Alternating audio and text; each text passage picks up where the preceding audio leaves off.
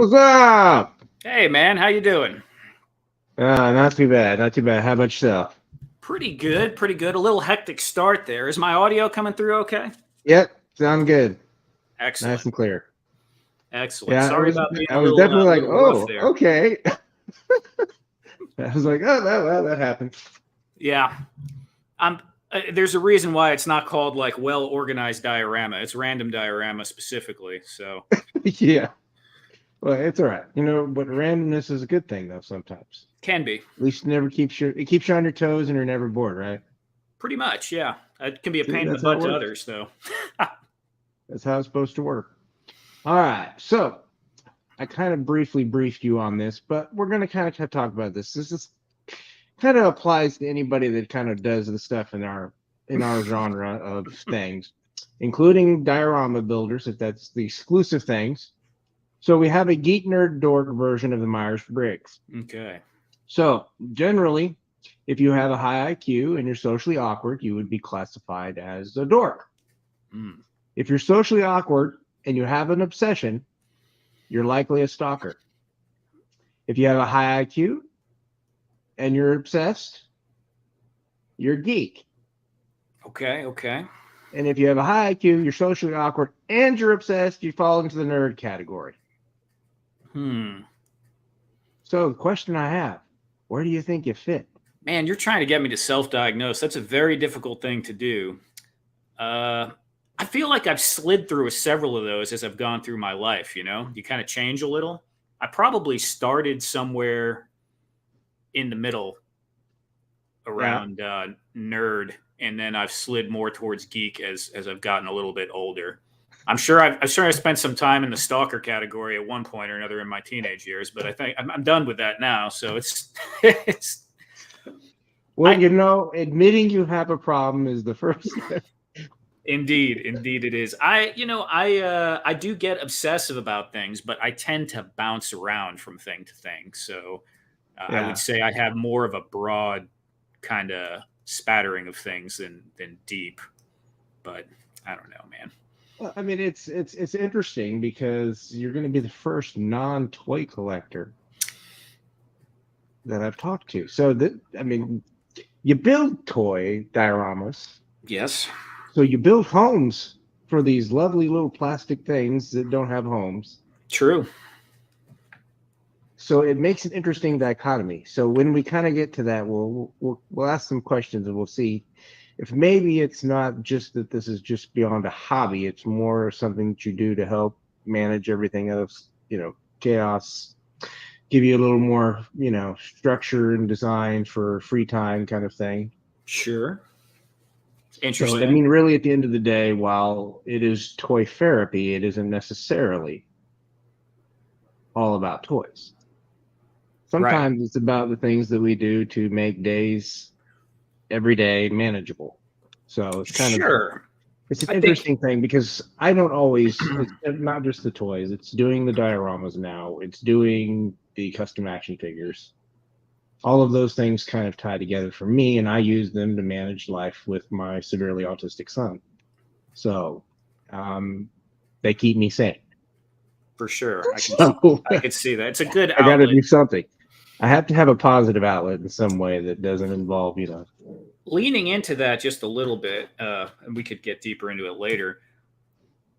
Like you said, I'm not a toy collector, but I do feel like toy collecting now. I'm not going to sound like I'm putting down toy collecting. I'm really not trying to do that, but it is a bit of a consumer driven hobby, right? So yeah, you're spending money, you're consuming. And I think that and I've always tried to get new people to build dioramas and to get into that. Sometimes their first creative endeavor because it is a productive hobby and you are producing little homes for your little guys. And then sometimes, you make stories like people do all that. And that's really cool. And I think it's really good to kind of have that bolt on to go with it. It's very healthy. Like you're yeah, obviously using it as an outlet for that. And it always feels good when you make something too. yeah. And I think the creative side of that is what it allows. It allows me to be creative in a way that I don't normally get to do. Yeah. Um, it lets me kind of play around with thoughts in my head, put stuff in a different way than what I would originally have planned. Because if you told me in 2021 that I would be building dioramas, that I would be doing custom figures, that I would be collecting toys again, I would have been like, you lost your damn mind. Because I Yeah. could imagine where it led me. Yeah. One of those things where when this started, I didn't plan to have a channel. I didn't plan to have guests on and talk to people. And, I didn't plan any of that, but it's happened kind of organically as I've been in the community, because I can honestly say the community is great Yeah. for the most part. Well, where you are is it hasn't always been. About 10 years ago or so is a little bit more cliquish, I would say, but there's definitely been a lot of adult collector kind of camaraderie stuff that's around now, and I think it's really great. Like you're running in a group of really great people, I think, right now. We're trying to, but let's check in with the chat and see who's here. And Ted decided he was coming in early, not early, but like 2 minutes early, but he was here. Cobweb Collector, how you doing, Jacob? Miss Carol, guys, how are you, Carol? Nolan, the only man in more chats than me. Thanos Copter, it's only second to Nolan in the number of chats that he's in. Ed, Action Figs is here. What's up, Ed? Axiom. Let's see. There's Travis, Mr. Wonderful. How you doing, sir? Good evening. And I know there's more. Where are they? There's Miss Allison Troy. She was my guest last week. We talked about her, custom figures while we worked on custom figures. Nice. So, and let's see. I know there's a couple more. I just got to find them. Duffman's Dioramas has joined us. Duffman. Thank you. Love Duffman. Punk with Toys, Lawrence, how you doing? What's up, man? And Attorney and Lips is here. How you doing, Sir Clifton? Let's see. Anybody else that I missed? No, I didn't miss anybody else. All right, we're good. All right, so I kind of want to did you get any pickups this week? No, and like I said, I'm the weird one. I'm actually not a toy collector. Well, I'm not always toys, but I do occasionally pick up accessory kits. Okay. Frankenstein. I'm not even familiar with that one, but it looks awesome. Yeah, I got it from my Dr. Mindbender's Lair diorama that I'll be building at some point in the next 3 months, 4 months. It's 112. Yeah, well, it's technically 110, close enough. NECA. Yeah. Okay. Yeah, it's NECA. So for me, it was easier to do that than try to build it with my 3D printer or do it the other way. It's just like I need something a little more sturdy than foam for that one. So it's like, let's just do that.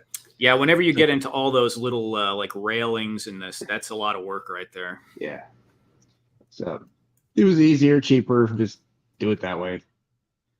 All right. So I'm kind of going to just show you this. Hang on. You get to see my chicken scratch. So here it comes. Hang on. Let me all get good, this man. Share this. It could be fun. Present. Share screen. Yes. I cannot see diddly do here. Okay. That is not what I need. I need this. It's just not going to show up.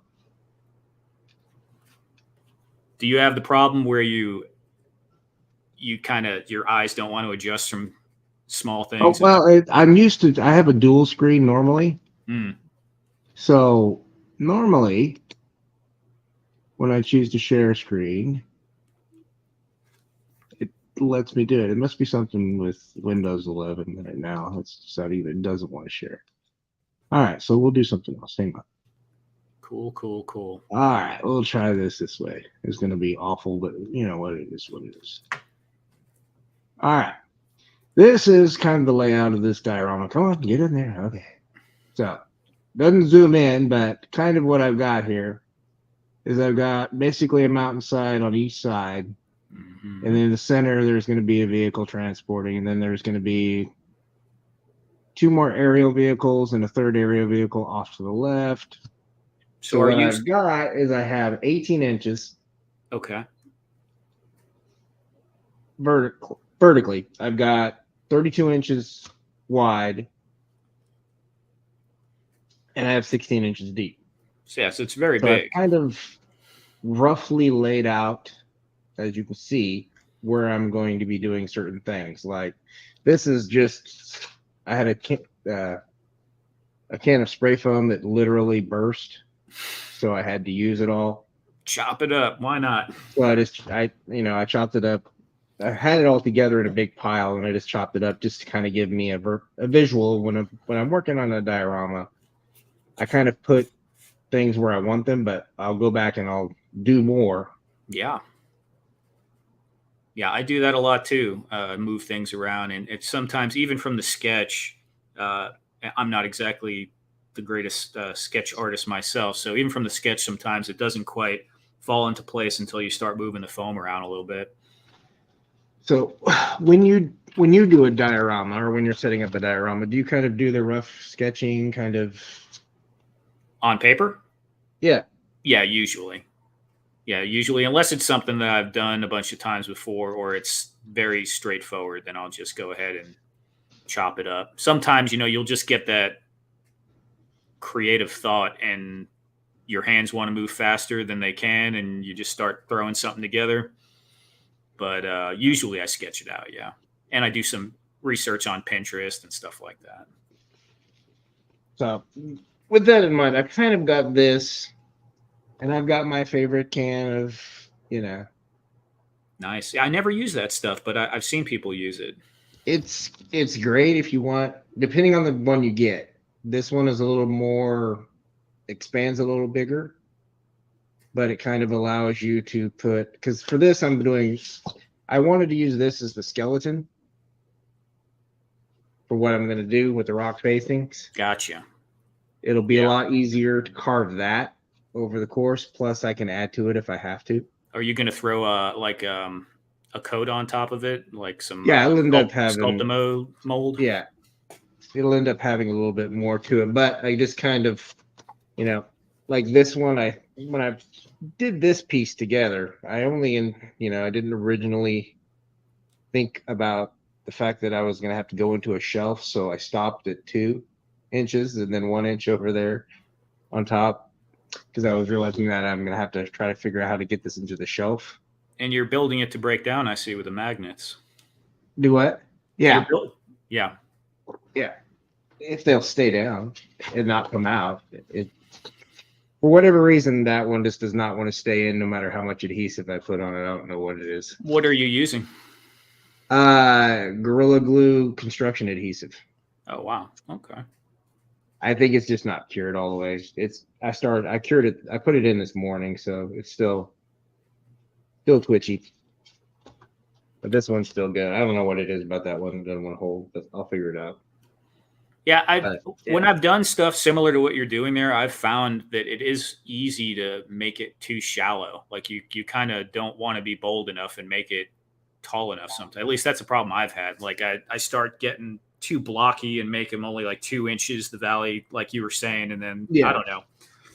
I've run into that before. That's what I was worried about when I started it. I was like, because I know I have the 18 inches, and really I have to take out a little bit of space because you're talking about the bottom piece is going to be 1 inch, so that leaves me with roughly 17 inches of clear space. But then I have to account for where the vehicles are because they're going to take up space. You're going to suspend those vehicles from? Yeah, they're going to be suspended off the shelf above. Gotcha. Nice. I'm going to be building in my 3D printer. I'm going to be building hooks that'll actually hold them in place. Oh, cool. And they'll be adhered with. It's, for lack of a better word, it's a very, very dense Velcro. Cool. So 3D printer is amazingly versatile for all that stuff.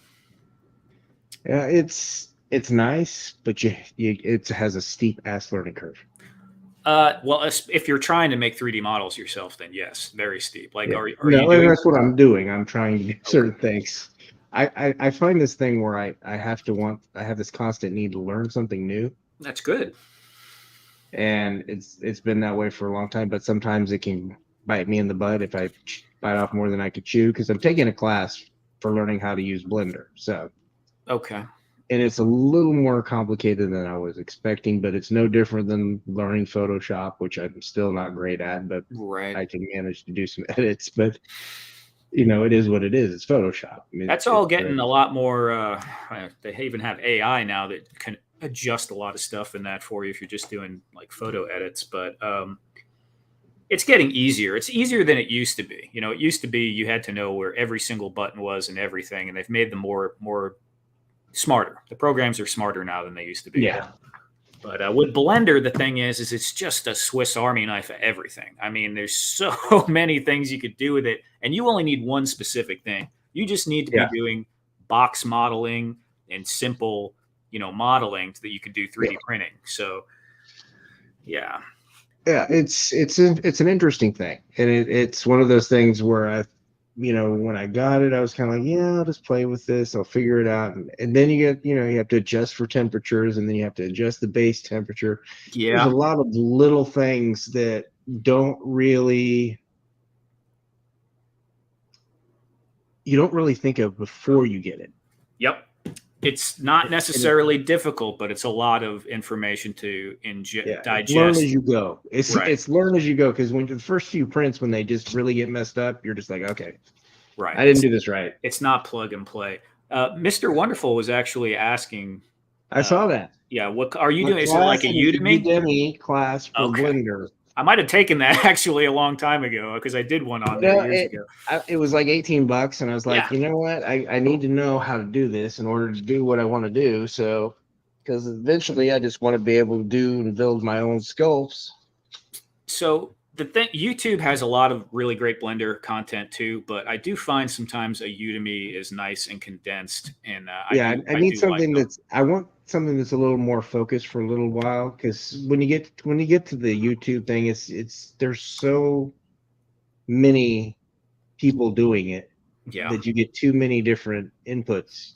I would recommend, if anyone is interested in learning simple modeling in Blender, there is one tutorial on YouTube by a guy named CG Cookie, and he shows you how to make basically a marker like this, and it goes through like how to do the cylinder and how to extrude the clip and all that stuff. And I found that probably to be the single most useful tutorial when I was doing it. So what are you working on tonight? Yeah, man, I'm going to be doing some painting on a few different things. I'm sure you've probably seen some of the consoles, or maybe you haven't. Yeah. But okay. So those are awesome. That one's finished. This is a bigger one that I'm doing in a YouTube video right now. That's cool. Got all the pieces. So I'm going to do just some basic painting, a base coat on this. I can't do too much because I need to be able to video it for the YouTube video, but I could figure I could snap my fingers and have the base coat on it. And I'm also going to be doing some dry brushing on some stone that I'm working on. And maybe I'll paint a chair. I have a chair too. Yeah, this guy right here that I built in my last live stream.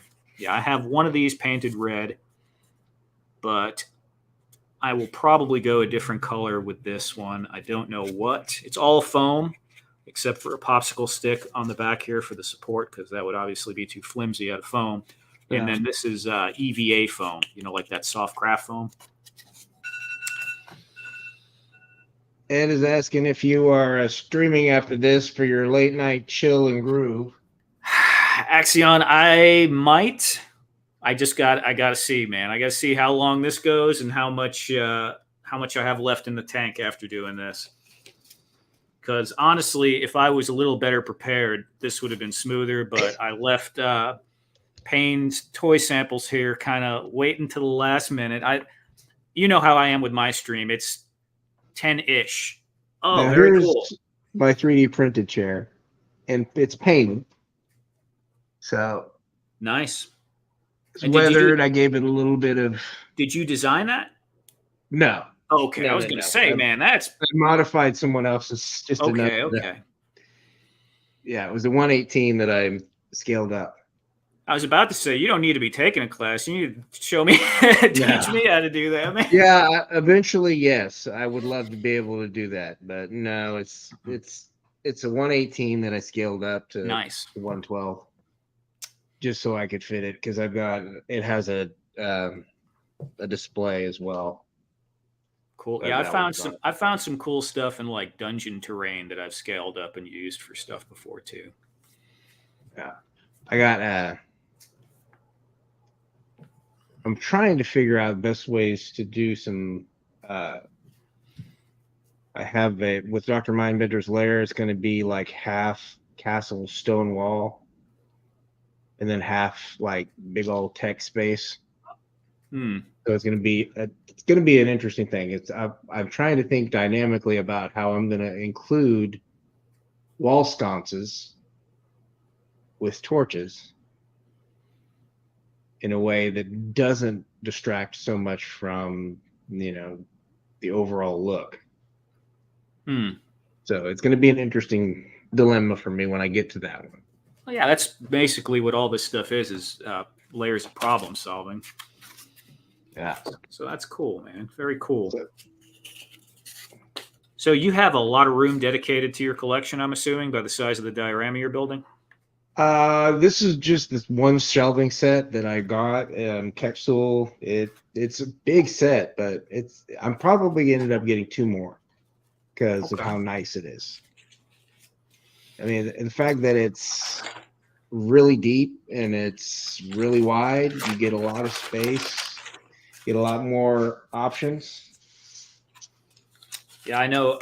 I don't know if it's a rumor or if it's confirmed that they said that they're discontinuing the Detolf at IKEA.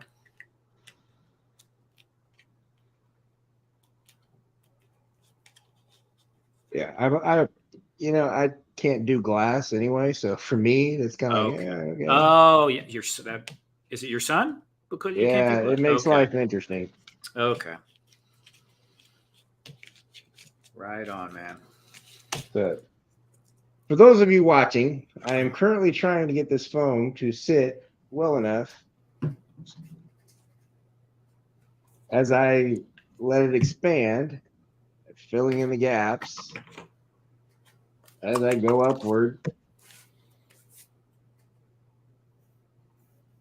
I will eventually be carving on this, but for now, it is just literally coming out of the can. Let me switch my camera here. How long does it take for that to set? I usually give it about 24 hours once it's on. Luckily, no one will mess with it. So, Nice. and if you go slow enough, you can get a decent amount of it on and set.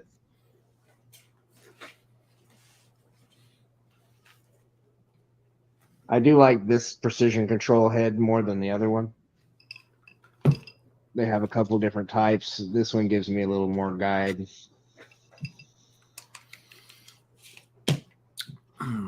So this week, I've been playing with. I just got a new laser cutter. Ooh, those are cool. Yeah, I never had one before, and I'm really looking forward to using some of that. I thought about using it for some of the bits on this console here, but I did actually. There's a couple little like that right there is laser cut, that little centerpiece. But I hesitate sometimes to do things that have too big of a barrier for people to follow along with when I'm doing a tutorial, because Yeah. Well, I mean, that's kind of the thing we have when we do these kind of tutorial videos or these instructional videos. You have to, kind of think about what other people can do. That's kind of but I also like using this foam. So it's easy, it's cheap. You can go buy it and it's about $10. yeah, that's not a big barrier to entry. You know, when you get into Laser cutting where it's a, five, laser six or times even machine. 3D Yeah. printing, yeah, even 3D printing, Yeah. It can I, create a barrier. And yeah, we want it to be accessible. I have that debate in my mind sometimes. Should I do videos specific? I mean, a show off video where I just use everything I have at my disposal and try and make something really awesome and eye catching. versus a more accessible. Well, I don't think there's anything wrong with showing something just different from so people can see it. Yeah. But I think as far as the day-to-day kind of content, I think it would prohibitively be difficult for people to follow. Yeah. So how did you get into making dioramas? Okay, so excuse me. Started with war games terrain, probably. Oh gosh, I don't know. Well, I'm 44, and I started doing that probably when I was like 19, 18 or 19.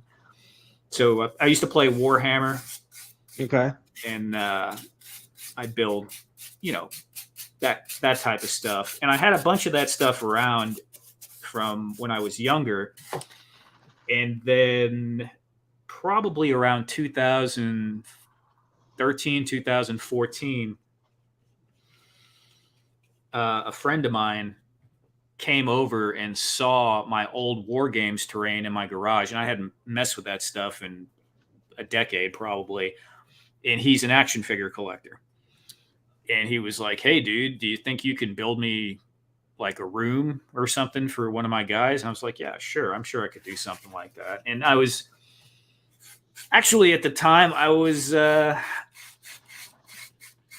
going through a whole not toy therapy, but maybe like art therapy, because I stopped drinking when I was 30.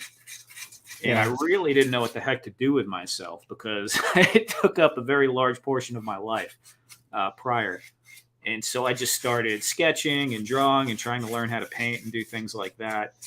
And I did actually do some like little prop building out of foam and carving some. I don't know if you're into video games at all. So I know I'm all over the place, man. It's random. No, you're good. No. I actually was a expressive therapist for a couple years, so I totally get the whole, expressing yourself through art. Yeah. So anyway, long story short, my friend, who is a toy collector, asked me to build him some. Started doing that in around 2014, made an Instagram page, got fairly popular, and was selling them on eBay also, doing little commissions and stuff. But then I just kind of stopped after, I don't know, maybe like 2 years. And recently, again, about 2 years ago, I had a medical issue. And when I was in the hospital, one of the techs was talking about Dungeons and Dragons, and I was just like, man, I wish I could just build some dungeon. And then when I came out and I was healing up, I just started building dioramas again. So what's the most difficult kind of diorama that you can think of that you do? I mean, I just don't like tedious things. So honestly, the boring stuff, it's lots of bricks, I really can't stand doing stuff like that. As far as difficult, I've seen some people like, Euler's Workshop. Yeah. I don't know how to do any of the math for any of those curves and stuff that he's doing with like the arches and things like that. If you try to line up, I don't know if you ever tried it, like to get like funny angles on a roof man, that's not as straightforward as it looks. It's weird because I was playing around with I just bought the full-size wire cutter. Okay. So I decided I was going to play with it today, and that's what I used to cut my other spray foam apart to fit this. And then so a hot wire table? Yeah. Nice. Yeah, and I was realizing how easy it is to like go off track. Yup. I was like, it's a good thing I'm just playing with you, not actually trying to make something with you. I've been frustrated. Freehanding on at the wall. Definitely. is not super easy, man. No, I use the fence for almost everything I do with that. Just a matter of practice. I'll get used to it. not knowing how it's going to come, how it's going to handle it, or what way I'm going with it. So everything's just about practice. For sure. Practice and discovering the with this stuff, it's a lot just discovering a technique that works. Yeah.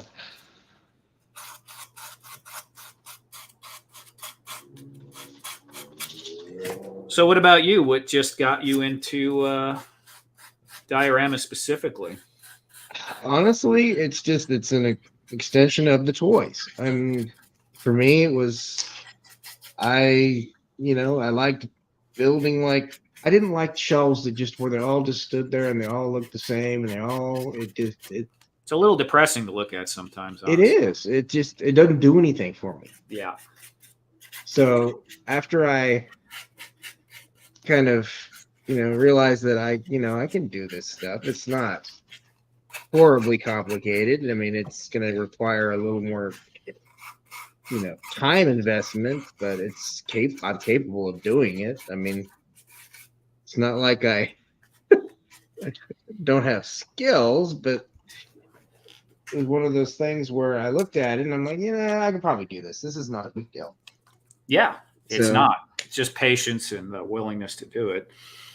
And it's learning new techniques and new skills, and get to play with stuff. Yes, and that state of play is the big thing. And you right off the bat said you like learning new things, which is the whole thing right there. Yeah. Well, and the thing is that one of the things that I talk about when I talk with my guests is, finding that state of play brain where you're engrossed in something and that you're finding enjoyment from it. That we as adults, a lot of times we forget to have fun. Yeah, that can definitely happen. And we do all these things every day. And we, forget the most important part of just being here is to play once in a while. It doesn't necessarily have to be with toys. Toys is just a medium by which we find ourselves currently, right?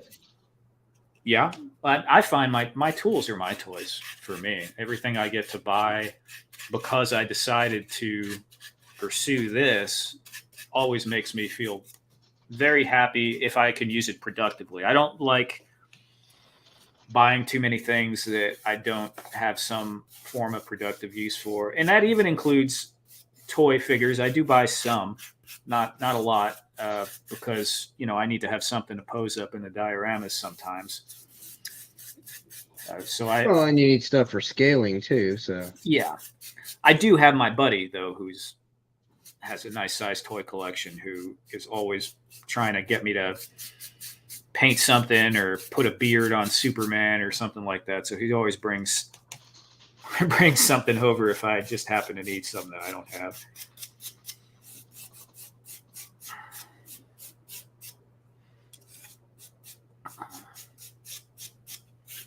Trying not to make a huge mess with this, but I'm not sure that that's going to work out. It might be a little bit messy later. The mess is part of the process usually. Isn't it? But a controlled mess is what we want. Yeah. Yep. Chaotic mess, not so much fun. Yeah, I find getting comfortable with messing things up a little bit is good.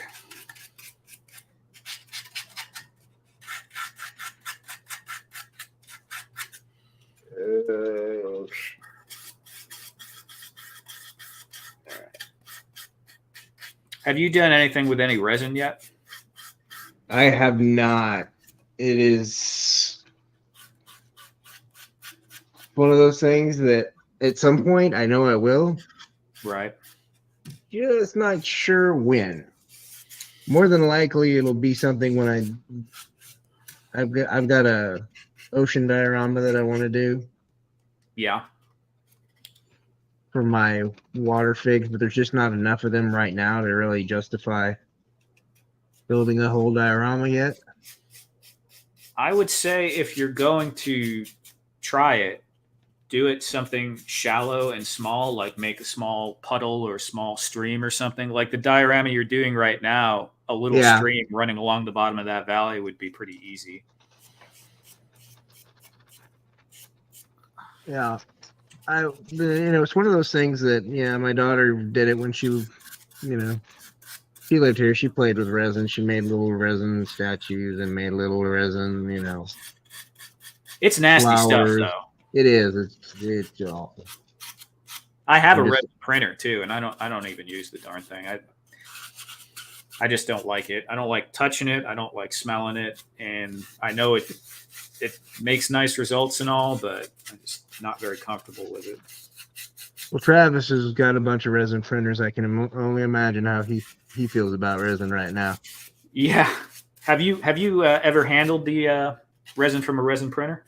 I have not. That is my next birthday / Christmas present, is for my wife to give me a resin printer. You have some place that could be ventilated well? Yeah, it'll be in the garage. Okay. That one will definitely be a garager. Yeah. The filament one is just sitting over there next to my computer desk, but not my computer, because my computer's right now at the kitchen table. Yeah, the process for the filament one is very straightforward. I like the filament way more than the resin printer, to be quite honest.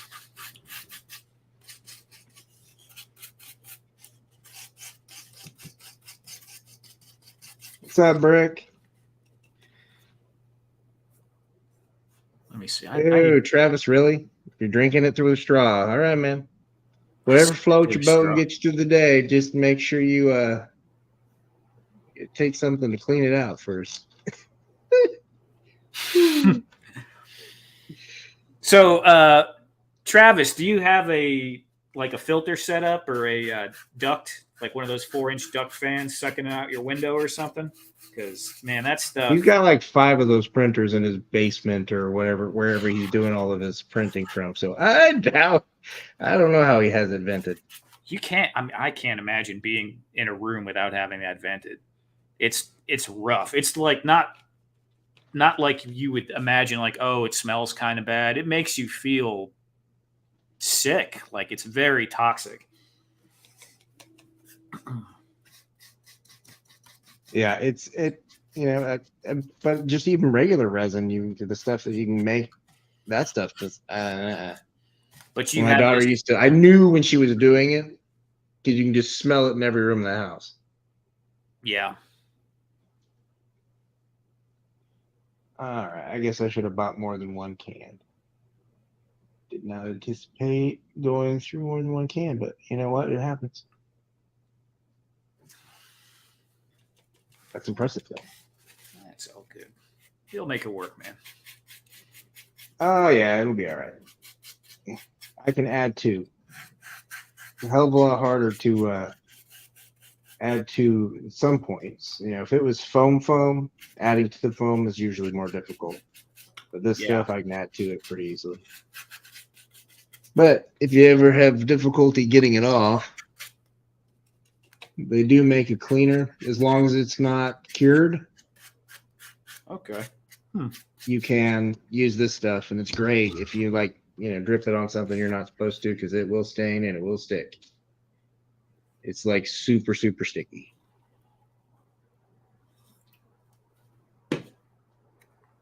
Yeah, probably need to avoid that.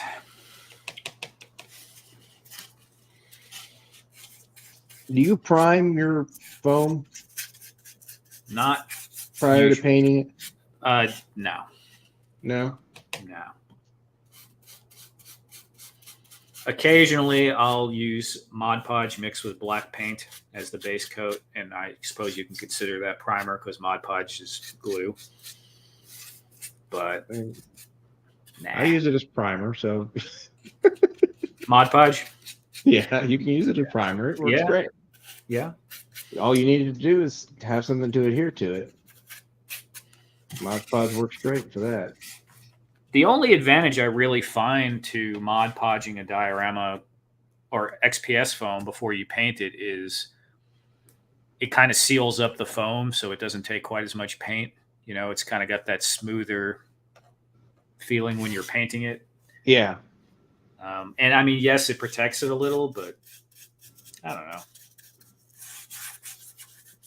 Yeah. Now, what about sealing it afterwards? What are you're using Mod Podge for the seal? Yeah, on some pieces, especially if I'm selling them and I think it's going to be a high wear area, I'll put the Mod Podge on top. But there are times where I don't like using it either because, you know, it has that glossy look. And sometimes you just want things to look not glossy. Even the matte has that little bit of shine to it. Yeah. I I've found the Tamiya Super Clear or Mr. Super Clear and Tamiya flat matte. Those actually kind of blunt. So they're actually true mattes. Okay. But they're spray cans, so Right. it's one of those things where you run that risk of. But if it's painted, it should be fine. Yeah, I don't usually use the spray, although I've known people to use it on foam before. If you're careful with it, it's not too Well, bad. as long as you have the area where you're spraying sealed one way or the other, you should be good. Yeah. And if you have paint on it, it should be sealed. Should be, ideally. Yeah. Key factor there. Oh, come on. Squeeze just a little bit more, and I can just have to get another can tomorrow. That's all right. I'm getting like a little bit at a time. And dude, I'm making a mess here. well, it's one of us making a mess at least. I got red paint on my green console that was sitting right here. Uh-oh. Yeah.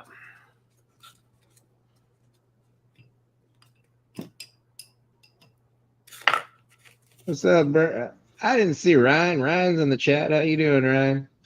Miss Christina, how are you as well? Didn't see you.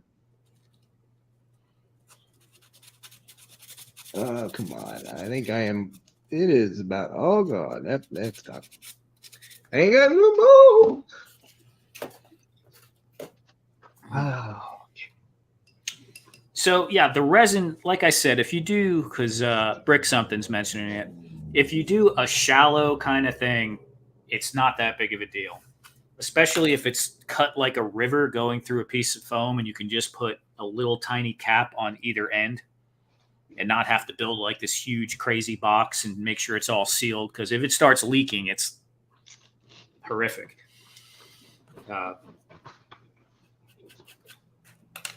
Here, actually, let me grab something real quick. So you use the hot wires exclusively to cut, or do you use like regular razors? Or I use mostly the hot wire and this guy right here. Yeah. I mean, I also have an X-Acto and every variation thereof, pretty much. I have several hot wires, though. I have the hot wire table, the Proxon, and then I have several different handheld cutters. Yeah. For free cutting rocks, and then also like I've got yep. this thing. And then I've got this. Yep, I guess that's it. Boop. There we go. And I got this thing that's got a couple different detachable heads. Yeah, those are nice. I mean, they were cheap. They work. At the end of the day, I'm all about inexpensively doing something. Yeah, that's one of the greatest things about this hobby is you could do quite a bit with not that much. That particular cutter you had there, the 3-in-1. So what's crazy is back in the day, they didn't make any of these fancy hot wire cutters they have now. We had it was like the Florist hot wire cutter that took 2C batteries. It was basically a toilet paper style cardboard tube with 2C batteries in it and just a little metal bow with a wire running across it. And that was basically it. I saw some guys online when the internet was becoming bigger with the hobby stuff that built their own hot wire tables, and maybe like, some dudes in Hollywood prop design or something were using it. And that was awesome. But it was a very long time before I ever saw a commercially available hot wire table, but they've definitely, it's just so convenient. Rick had a question about how many utility knife blades you go through before the blades get too dull. Yeah, so I buy these little 50 packs off of Amazon, so I always have a sharp blade. If I was amazingly good at sharpening blades, I would probably do that, but I suck at sharpening blades. I tend to use about a blade a project, if it's a reasonably sized project.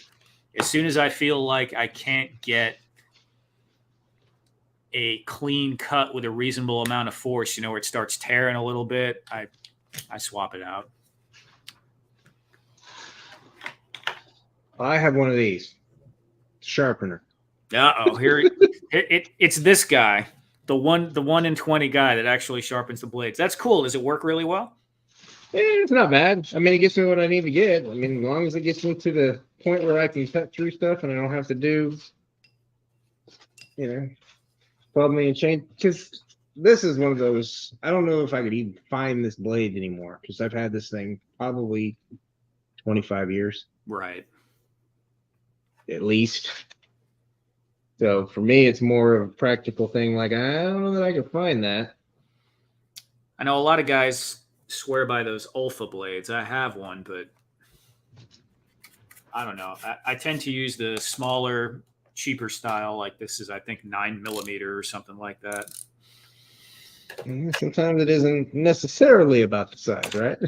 Yeah, not always. Not always, man. Not always.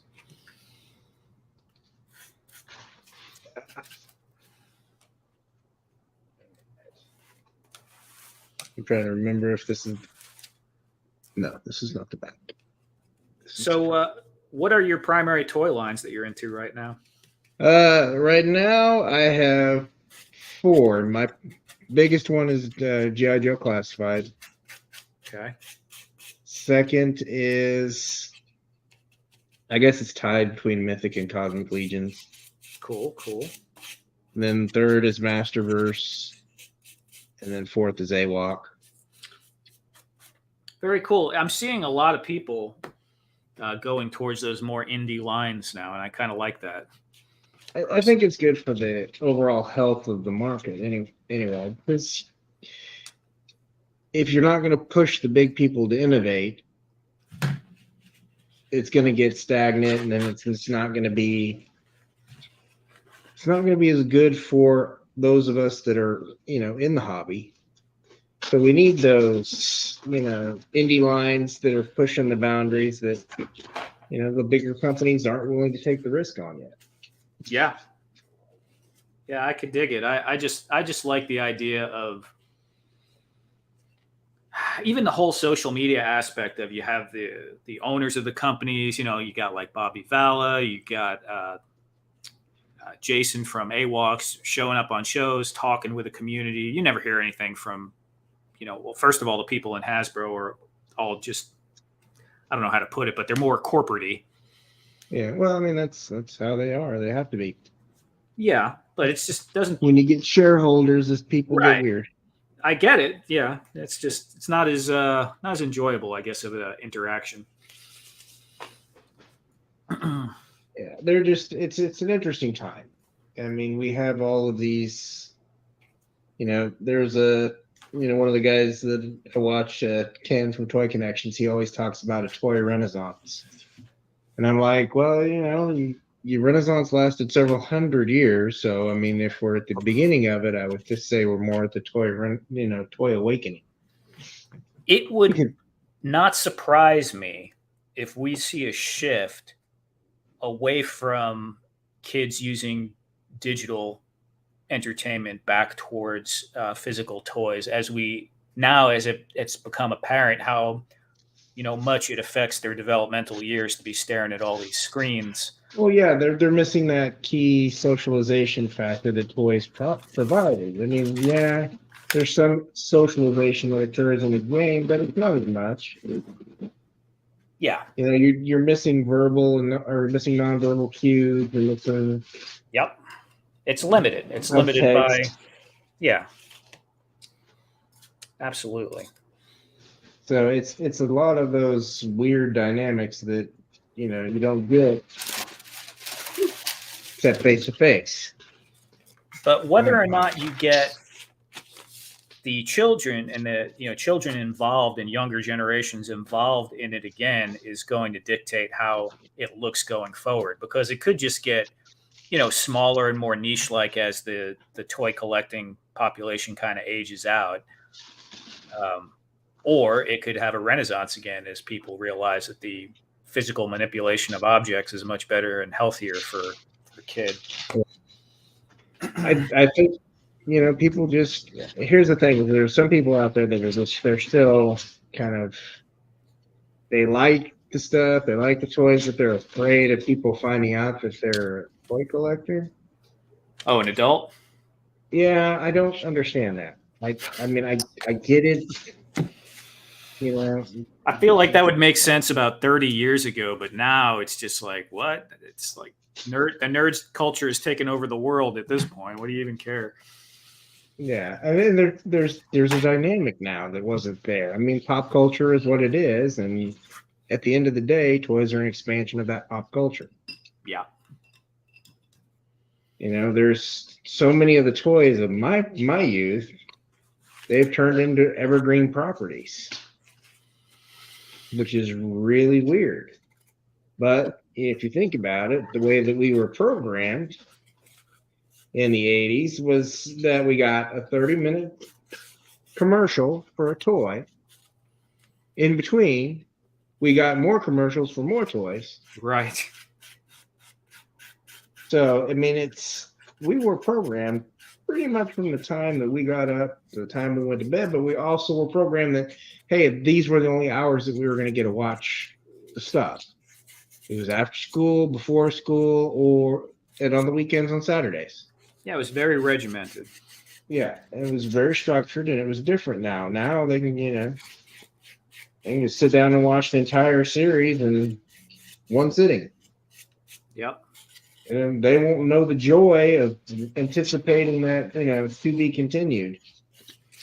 Yeah, and it also completely eliminates any communal situation you would have with people getting together to watch it as well.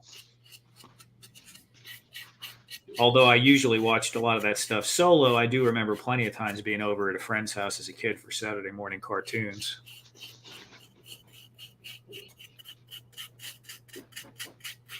Even console video games, where you would play with multiple people sitting there in the same room.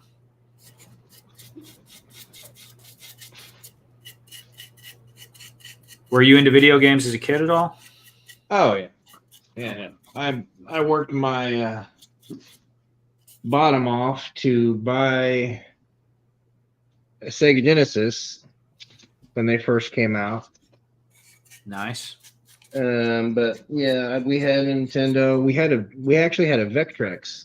You know what that is? I don't, and I'm pretty familiar with the video games, so that's. It's a standalone console that had the CRT with it, and it had cartridges that you plugged in. That was one of the first things we got, and then we had like a bar style Tempest. Okay, was it a green screen? Yep. Okay, I the think green screen, and you put overlays over it and vaguely stuff like that. Remember it? Okay, I had a Commodore 64. Was probably the first thing.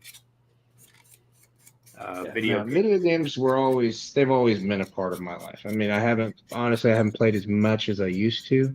Yeah, I think that's just I know that I don't have the dexterity that I used to have. I am definitely not as quick as I used to be either. So it's more of I don't want to embarrass myself. I'm not too worried, but yeah. Oh no!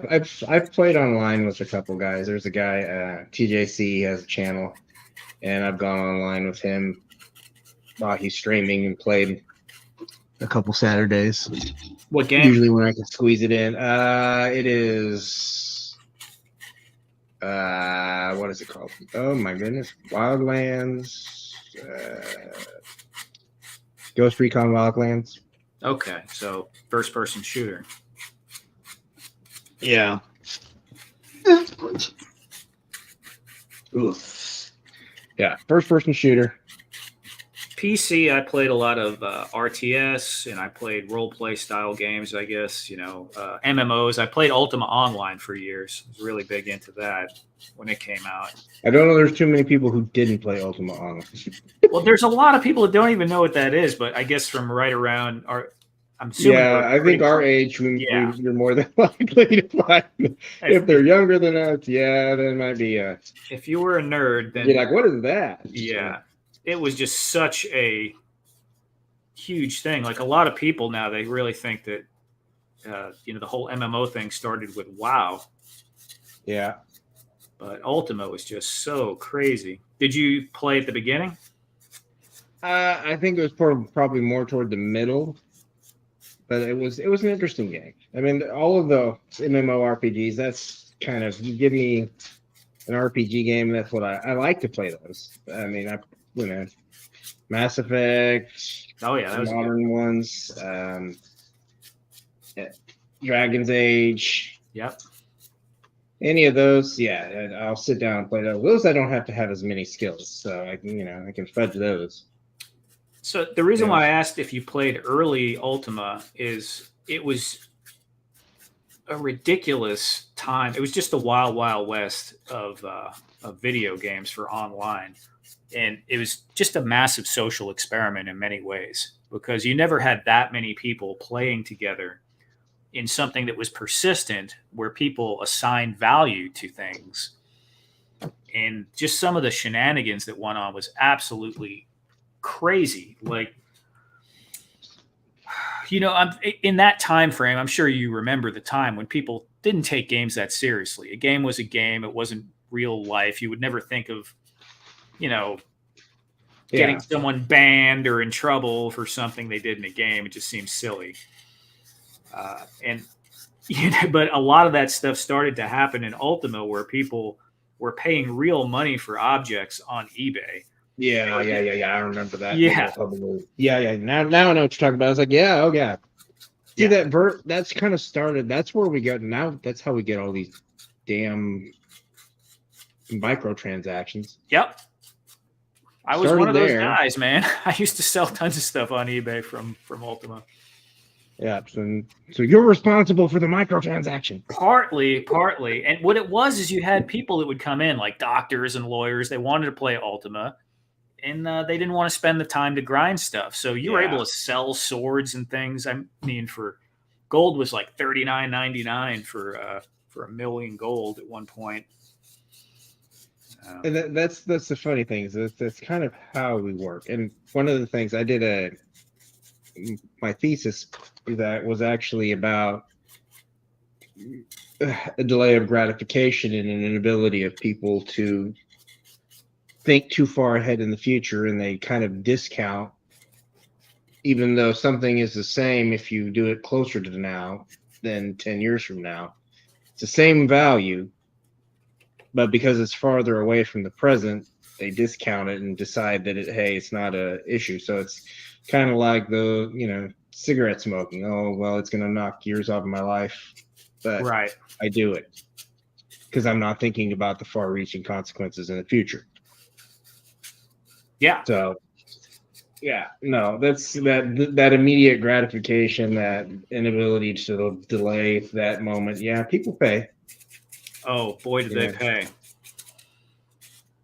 It's gotten crazy now, obviously, as you know, because you sounded pretty pissed off about the microtransactions. But I can't. It's ruined a lot of games for sure. I did one game that way, and I think I gave, by the time it was done, it's like $40 or $48 that I spent on it, which is about what I would pay for a game, right? A normal game. Yeah. So I went way further down that rabbit hole, and it was really only one or two games, but they were mobile games. You can play them without spending any money at all. You get in a guild, and then you have people depending on you. and then they Yeah. make it where you're going to let your teammates down unless you spend money. It's like this whole thing, and I'm looking at it, I know what it is, and I'm still like, yeah, all right, sure. Here's a little. You spend 10, 20 bucks here or there, and you turn around and look back at 6 months, and it's like hundreds of dollars. You're like, what on earth? Enough of that. Well, and then you get that lovely moment where they just shut down the server, and you're just like, why did I spend that money? Right. Then you have nothing. Yeah. And then it's just like you spend money for nothing. So, man, I got in Ultima. You remember how people had vendor malls? Like someone would own a building and you could put the vendor. Oh, yeah. Gotcha. Okay. Yeah. So there was one guy who owned all these big castle malls. And I don't know how much money he ended up making, but he had a competitor on our server who had some tower malls, and I was friends with him. This guy, he was probably in his 40s at the time, and I was like 18 or 19, in that age range. Yeah. He managed to sell enough of his Ultima Online properties and was collecting fees from people like me that sold goods at his vendor malls to buy a brand new Harley, pay off his kids' college, and still managed to have about 60, 70,000 in cash when he sold all his Ultima stuff around 2001 and dipped out. I mean, it was just absolutely insane, some of the stuff that was going on, because it was just it's such a weird dynamic. You're paying for ephemera, basically. You're paying for vapor. Well, the kids now with the skins on the games, that's even worse. You're not even getting a usable item. It's just it's weird. It's just strange. I guess I get it, but I don't get it. Yeah. I mean, I'll buy like a downloadable content as long as it's actually like more of the game. Functional. Yeah, it gives me something more to do with that game. Mm-hmm. But I can't do the skins and that doesn't do much for me. Or small weapons change up. It doesn't do anything for me. It doesn't make anything better for me. Yeah, I suppose my old mentality would have told me, if you're spending money to make the game easier, then why even play the game? Because you're taking away from your, building up to the enjoyment experience. Yeah. But they manufacture these games now where you basically are chopped liver unless you put some money into it, and you can't. It's just like the rat that gets beaten 500 times and just gives up. Yeah. Well, and that's part of that whole extraction theory thing. Extract what you can while you can. Yeah, hold on. Let me see some of these chats we got here. Ed Darklaw said he doesn't know what Ultima is.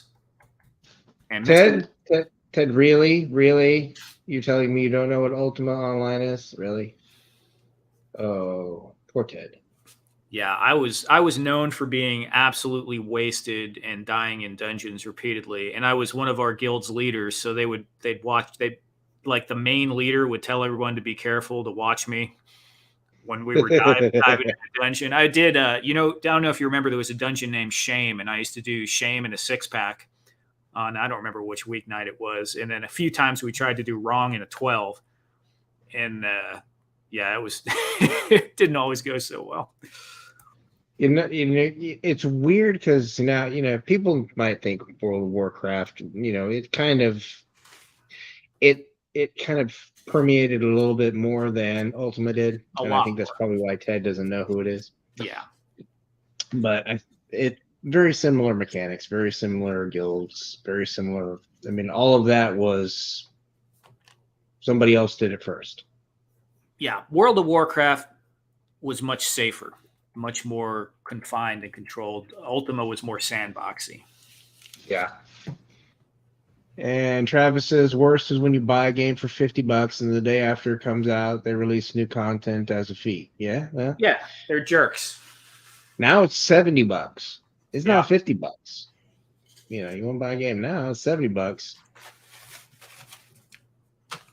And the thing that cracks me up is when you buy a game now for 70 or $80 sometimes even, and then you can't even play it when you get home. You got to download it onto your system and wait for 3 hours of updates. I mean, it's just a horrible, horrible experience. The thing is that, you know, those cartridge-based games, they may have been kind of it's one of those things where if the game wasn't running, they didn't ship it. Now they'll just ship it if it's broken. Yeah. And then they'll try to fix it day one. I don't know. I don't know how that works mentally. There were a lot of broken games on like Nintendo, like early. Oh, there were. There's always broken games. But I'm just saying that they knew that they couldn't ship it. Generally, the ones that were broken were the ones that were shovelware. Yeah.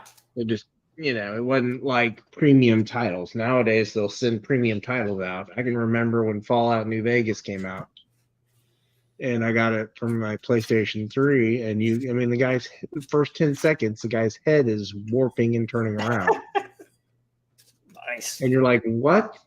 You can't even really play it because the guy is literally, it's so messed up. And the funny thing is I took off all the updates and just played it like that at first, just to see how far I could get into it. You really can't get past that first like tutorial area. Wow. Won't load. It's like, oh, you guys really jacked that one up. I mean, it kind of goes into a little bit sometimes, I think, like the what we were saying before, with corporations, they don't always do super good at some things. You know, they got that pressure to do stuff, and sometimes it pushes out some of the care that obviously someone who was deeply passionate about it and had control of that would never do something like that. No. Hey, well, at least we would hope, right? Yeah. So you kind of mentioned earlier about that play state where you're absorbed in an activity that's providing enjoyment for you, and it suspends their sense of time. You know, as adults, we don't do that enough. So is there any time that you've done that recently, besides right now, obviously, because we're not really paying attention to a clock, but we could. Yeah. Is there any other time recently that you've quote unquote played? Yeah, so it is harder for me to get into than it used to be. I used to spend a lot of my time like that. I'm kind of just a little bit, I don't know what the right term would be for that, a leaf in the wind sometimes on that kind of stuff. But yeah, Happy-go-lucky? A little bit. I try to be, although parts of my life are extremely stressful. So yeah, it doesn't always happen. I also take care of a family member that has some difficulties. So sometimes I'm just needed and can't really be happy-go-lucky. But when I live stream, that happens a lot. You know, at first it's like work and getting it set up, but then after I get flowing and talking to some people, I'll look up and 2 or 3 hours will go by and it'll feel like nothing happened. Or when I get some, like that laser cutter, when I started playing with it the other day, I just got into all the technical stuff and learning, you know, like you're doing with Blender. It feels like pulling teeth to get going, but once you discover like something new, I can get in there and just get that vibe. So it happens with learning stuff for sure. Yeah, it's always interesting because when I didn't really like school as a kid. I didn't really like it at all. But as an adult, I almost have a doctorate in psychology. I left in my dissertation mainly because of my son. I couldn't work full time, take care of 2 kids under 5, and go to deal with a autistic child, and there was a lot of things going wrong all at once. Sure. So school was the thing that gave. I actually was in my dissertation and had spent a year working on it. I have 140 pages of a dissertation that is never going to be published. So You could do something with it eventually. eventually, I'll probably get around to doing something with it, self-publish it. But Yeah. the reality is it's, when I was in high school and middle school, I didn't like school. But when I got to college, I liked that dynamic better. And as I got older, I started learning to love learning. Mm-hmm. So because I like the mental challenge. Yeah, and something, maybe you're like this, maybe not. I was terrible in school because I was never good at focusing on things that I didn't want to do. I was stubborn. I didn't do very well in school, actually. I was really good at taking tests, so I could always barely do any work whatsoever, ace my midterm, ace my final, and pass. But I did like I was the bare minimum guy. But I discovered later after school, I'm just not that good at learning around other people. I'm much better learning things on my own, and then having like a mentor I could touch base with who can kind of lay me out when I'm floundering. But yeah. I think that dynamic that's kind of how it worked. I mean, I had the only C I have on my college transcript is college algebra for business. Now, I did not go to college for a business degree, mind you. Right. I took that course to help my ex-wife. Now, up to the midterm, I went to every class. I failed that midterm. It's the only test I failed at college level ever. That's good for you. After that class, and after that midterm, I said, I am not going to that class anymore. I did not go the rest of the semester to the class every day. And what was your major? I took the book out and learned everything that I needed to learn for the final. Because the guy on the syllabus, they tell you he has listed out everything that you're going to do all semester. Right. He was that kind of teacher. Because literally what he would do is he would walk in, turn around, and face the board the entire time, writing on the board, never interact with anybody doing anything. Wow. And it was this monotone voice that was just constantly droning. I'm surprised more people weren't asleep, to be honest with you. Yeah, I fell asleep in high school algebra constantly. So he did that. And so at the midterm after that, I was like, you know what? I am not going to that class anymore. So I sat and I learned all the stuff that I needed to learn for the final. I went in and I made 100 on the final. Nice. I was like, you know what? Forget you. I'm not doing it. All right, I got to let my dog in. Hang on one second. No problem, man. No Staring problem. at me from the glass. I'm sorry. I didn't know. Let me take a look at the old chat here real quick. I did not see you. Oh, Brick something said Ultima was rad, but we didn't have access.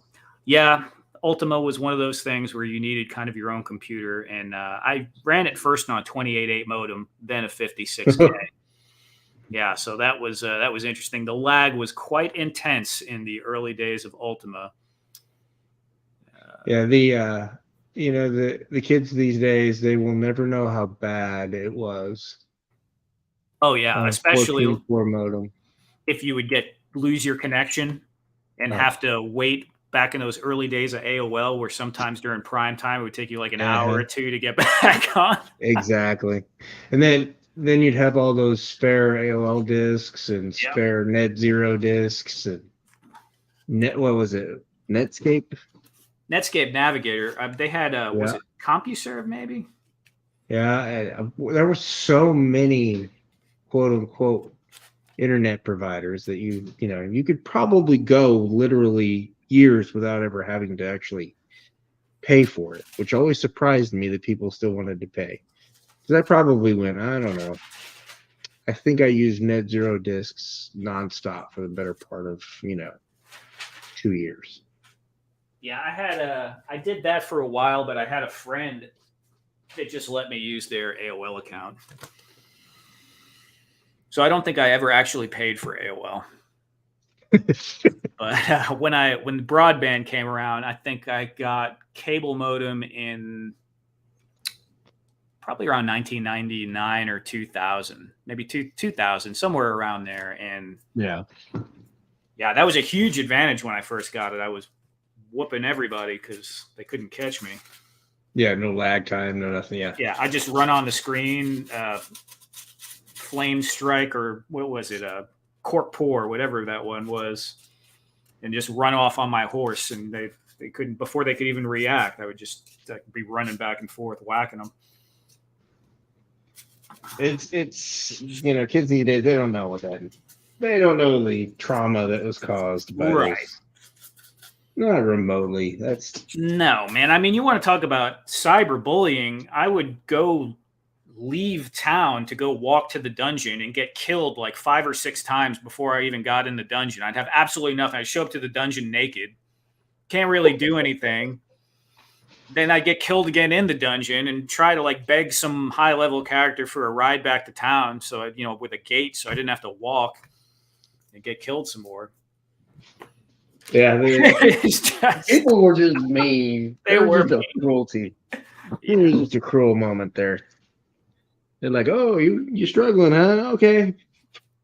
Yeah. No, it's always interesting to see those kind of dynamics where, there's this persistent world, and you can just kind of see people be something that they're, who they really are is debatable, but I think a lot of people's real personalities show up in that situation where there's anonymity. Yes. The mask drops. I You get to see the person. A lot of it too is you had a very wide age range in Ultima, because all the people that were older that ever played Dungeons and Dragons, maybe were in their 40s, just were dying for this ability to be able to play a game like this. And they were in their role playing. You remember they're all like, "Hail, how art thou?" and all that stuff. Yeah. And then you had a bunch of 14-year-old kids just wanting to rob everyone. Yeah. Creating chaos. Mm-hmm. There we go. That one's solidified a little better. That one is struggling on that side, and I don't know why. And I did some of that. I'm not going to say I didn't. Yeah, sometimes we just mess with people because it's fun. Well, and because I wanted to get rich in the game, too. I had a buddy of mine who was basically a player killer. But we became friends because these other PKs were messing with me. I was fighting them. I killed one of them at the crossroads outside of Britain. And, we just kind of became friends. And what we started doing was we moved into a house together, and we started using the break-in bug to break into other people's houses. So first we started jumping people when they would open their door, because when the game first started, you needed a key on your person. So if you could get that key, you could just go in their house and take whatever. But I guess where I was going with this was, one time we're using this bug where you take 3 bags of flour and you place it around you and you make a gate. And so the gate has to go in front of you.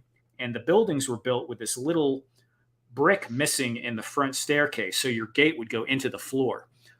And you walk through the gate and you end up in the floor of their house. So you log out and you log back in, and it automatically adjusts you back up to the level of the floor. So this one we're doing, this guy comes in. I'm halfway stuck in his floor, and I'm like fighting him in the floor. I kill him. And my buddy was hiding outside, and he logged on with another character, the owner of the house, and he killed him, came inside too. The guy's a ghost, calls a GM because we were using a bug, right? Mm-hmm. Back then, the GM shows up and says, "Well, it's just creative use of magic. We really can't do anything about that." Could you imagine now? I mean, you'd be banned from the game. It'd be all kinds of, it's just so strange how different things were. But well, I mean, it's more, I guess some of us got away with a little bit more in our time than we do. Yes. Than you can get away with now. Yes, for sure. And mainly I think back then it was naivete.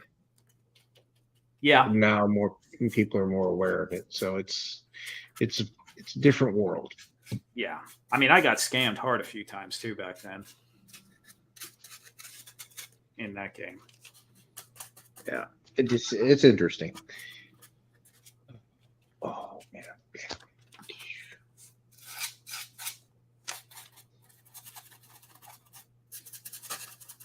So you kind of said you came back to doing dioramas from not doing them. And do you ever imagine a time of you not doing something creative like this?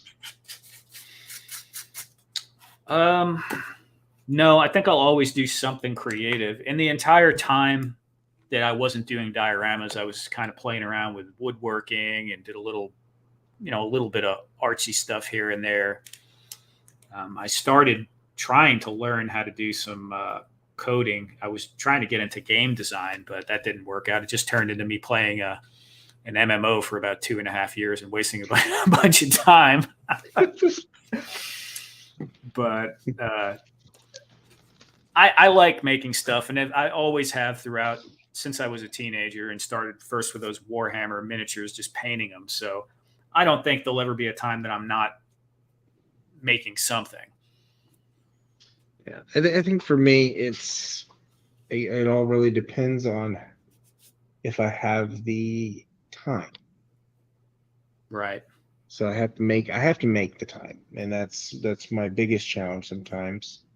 Like this week, my wife has got the flu, so I'm kind of running 12 different ways. Yeah. So I needed to make time today to get, I got some of the stuff done. I probably should have saved some of it for when we were doing this, but I wanted to kind of just talk. Yeah. And kind of see, because I was curious about the dynamics when you mentioned it earlier. I kind of had a hint that it probably wasn't that you weren't necessarily a quote unquote toy collector, but it's interesting to see the perspective of it being more something for enjoyment and something that you do as a side hustle kind of thing. Yeah, for sure.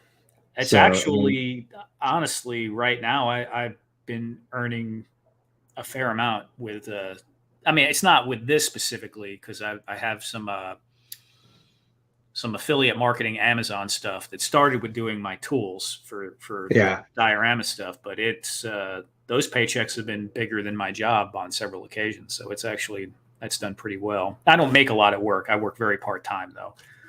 Yeah. But I mean, that's an interesting thing, because what you're doing is you're selling an opportunity for people, though.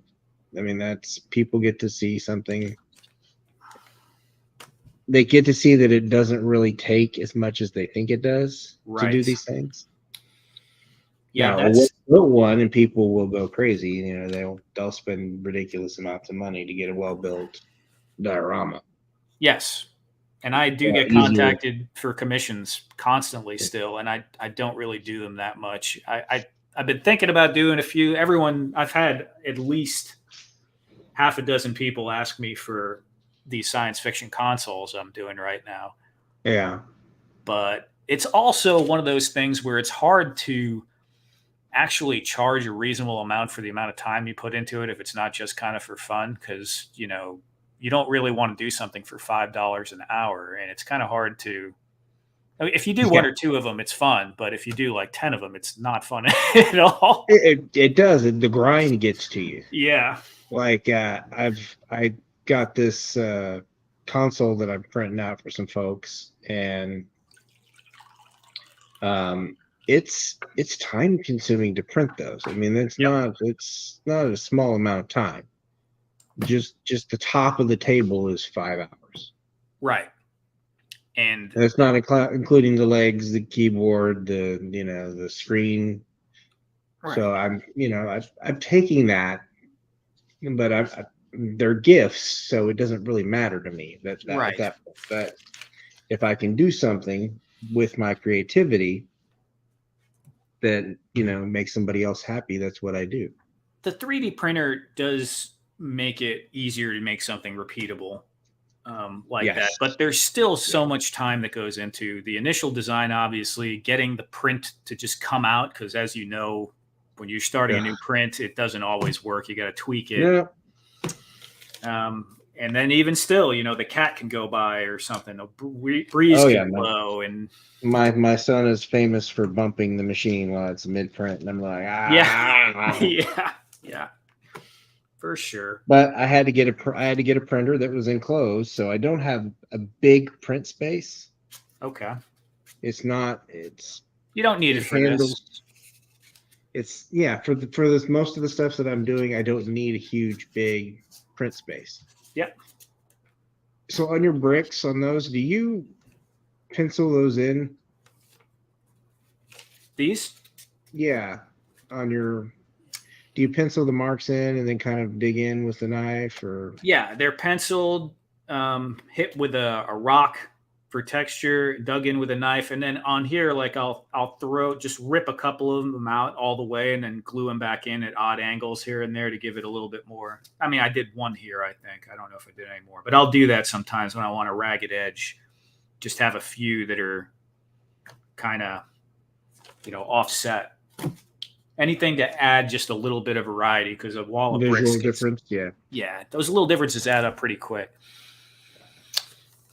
Do you ever do ones with just like awkward stones where they're just kind of off kilter? They're not all equal sized, kind of.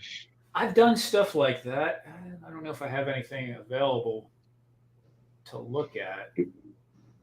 Because I'm thinking about doing that as kind of the backdrop for my Mindbender's lab, is kind of those off kilter stones where they're not quite squares, they're oblong, they're Just basically looking really old castle-y kind Right. of, not modern castle, but like ancient castle kind of thing. Right. Yeah, just start drawing things in, start at the bottom, work your way up. And it's one of those trust the process kind of things. It feels like you're doing it wrong until you get into it. And you could always just take away a little more material and it'll look cool. Do you grout in between the lines at all? I'll do that for some brick, I'll do that, but not for something like this. This is very much was inspired by like Warhammer, where it's just like a blown out ruin. The grout didn't really matter, because I actually have these guys, these Warhammer, the Joy Toy. Yeah. Those are fantastic. They really are very nice. But here, I don't know if you saw. I have this thing. Yeah. I saw those. Is that, and that's a printed in the center, right? It's just a print, yeah. No. But I made it. I thought it was pretty cool the way I made it to where it comes apart, so I can change out the window. And that's what, 1/4 inch? Well, 1/2 inch. 1/2 inch. Mm-hmm. Huh. And then you got the bases 1 inch, and then the columns are 2 inch. Nice.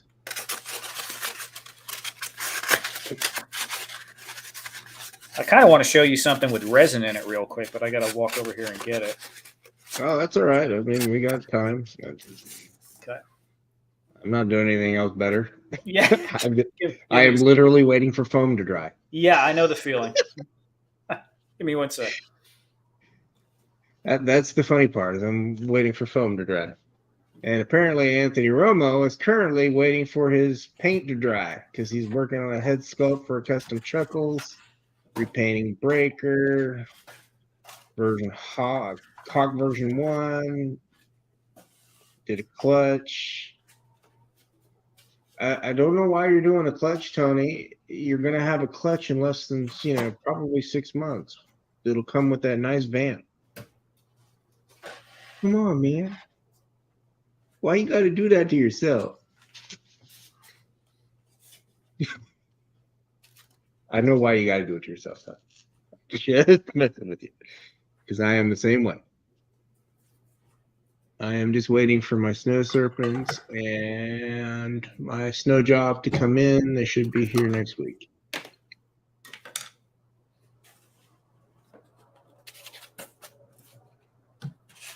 Oh, wow. Okay.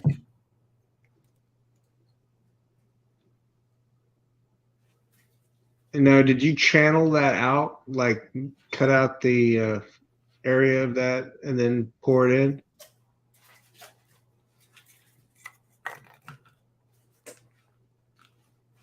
Okay.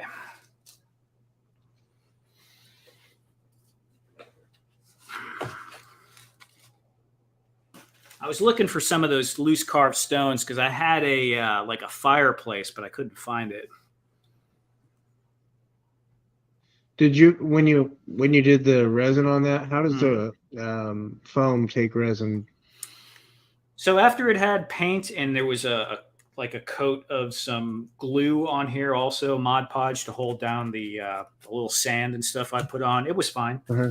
I had Okay. one little spot here that had a problem, but that was because I hit it with a torch after to get the bubbles out, and I kind of just held it a little Ah, bit too long. so But, yeah, that was my only concern about whether or not it would eat through the. but So yeah, I it mean, doesn't look like it does. nope. And it comes out looking really cool, man. Really cool. Very easy to do. This, like I said, you don't want to. This I found very easy. It wasn't a deep pour, it's just something small. Yeah, So you only need like a little piece of acrylic or something here at the edges where it meets the edges to hold it to back. hold it in space. Yeah.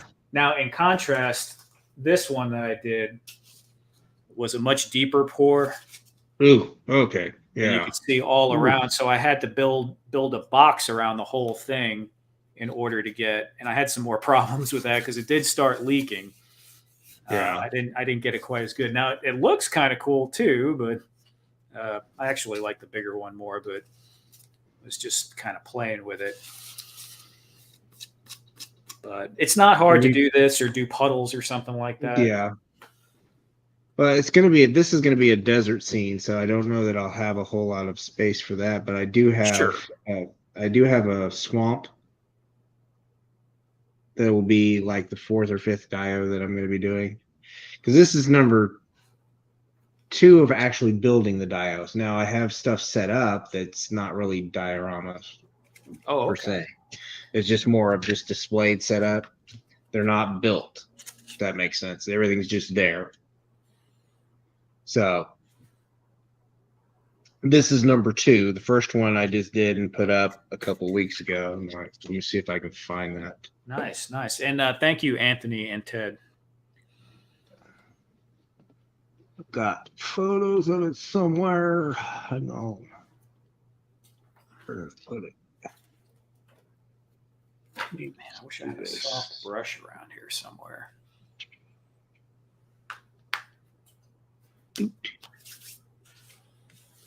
Dusty.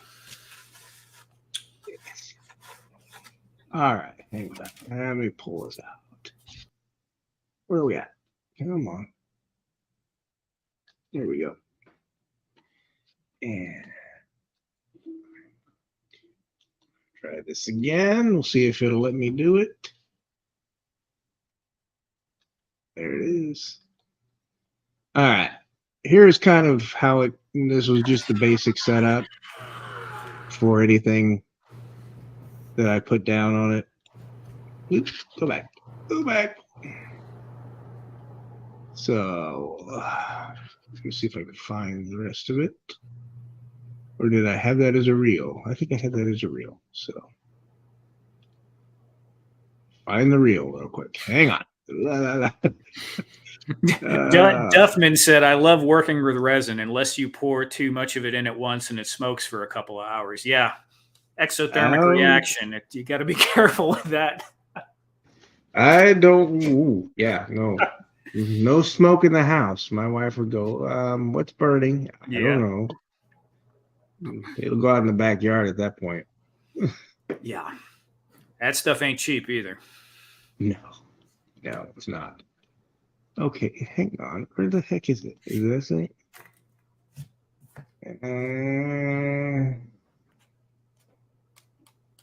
Losing my mind. Hang on. Where did I go? No worries, man. Did you not see how I started this stream? Here we go. Okay, we'll try this. We will try this again. And Freaking Ted. You know what? He starts trouble. That's what he does. I know. Okay, I mean, so literally attack this people is with a Nerf gun at the yeah, I cons. know. He shoots people with Nerf guns. Stay away from him. But here's the diorama itself, if you can see it. Hold up. I'm bouncing around. It's really tiny, but It's so small, dude. I know. Sorry, I can't get it to come up It any looks higher than very that. cool though. It looks almost like a reptile lounge or something, you know, like a tank. It's got some parts from a. I did some terrarium parts and some other stuff, Nice though. Very cool. I mean, but it's it on my definitely Instagram. You can see definitely it bigger feels. there. I think I've actually looked at it a little bit on your Instagram, and yeah, it had a cool vibe to it. I could see the predator chilling in there.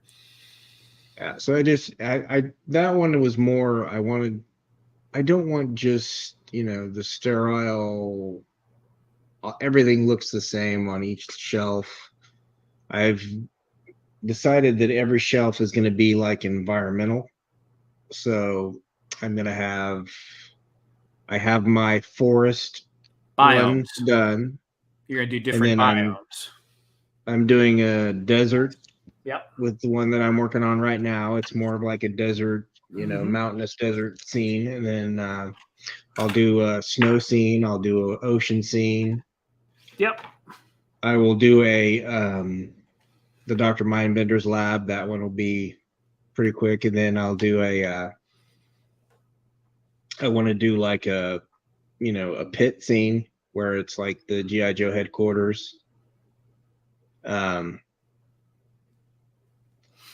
where there's like vehicles up on you know off the ground. There's people running about on computer screens and stuff like that. I want it to be a live place where you can actually see things happening, kind of like the little battle scene with the forest that I did. Yeah. And then I want to do the dreadnoughts outside of a shanty in the middle of the swamp. It makes sense. Yeah. It's a storytelling thing for Yeah, sure.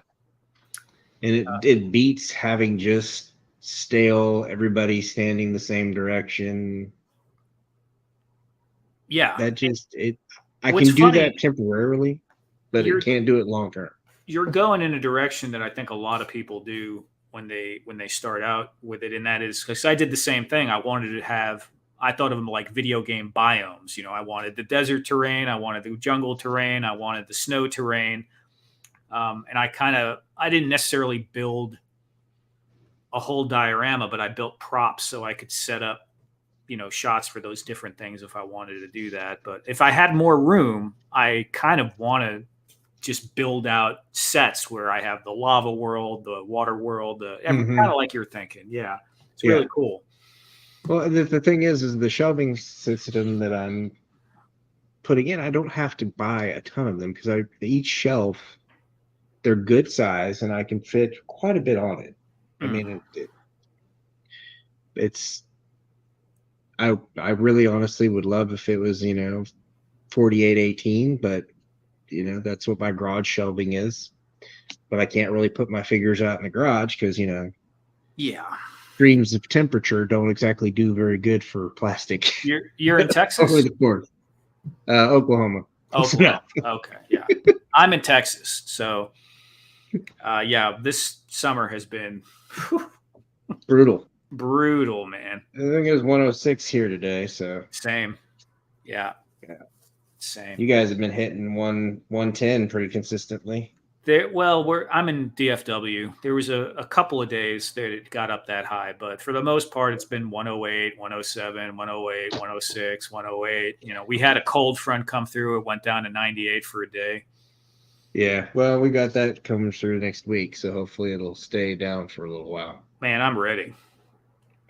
You know what? I'm a winter person. You give me Yeah. summer, forget it. Nah. Yeah.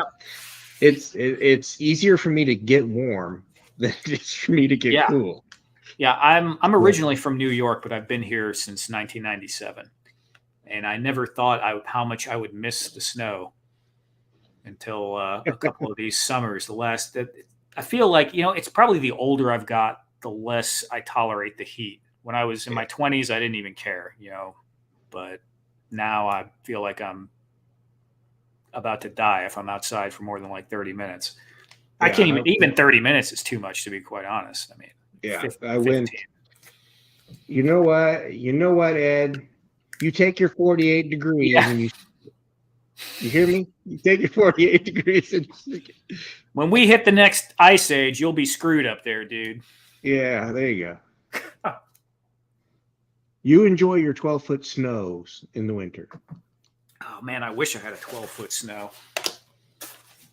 It works great for doing photos, but yeah, not so much fun to be in.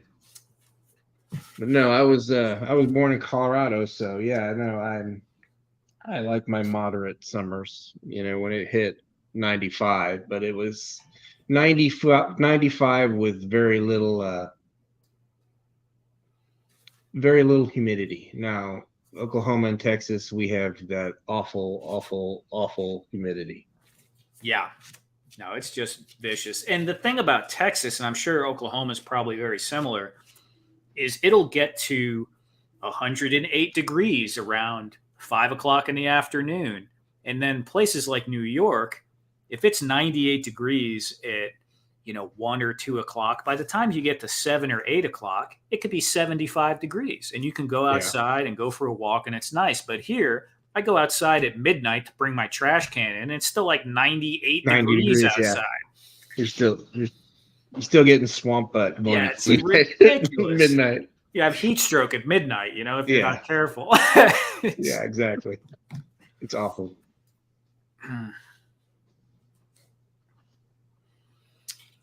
Let's see. Let's see if anybody else has anything interesting. Hang on. Well, interesting. Okay, I don't see anybody else talking. I don't know why they're not talking. Mr. Wonderful asked me where in New York ran Diorama. So I was born in Brooklyn and then high school out in Long Island by not too far from West Hampton, but like a towny thing. So around Eastport, Manorville. I don't know if you're familiar with that area. Damn, you're cool, Ocean Breeze, for real. For real.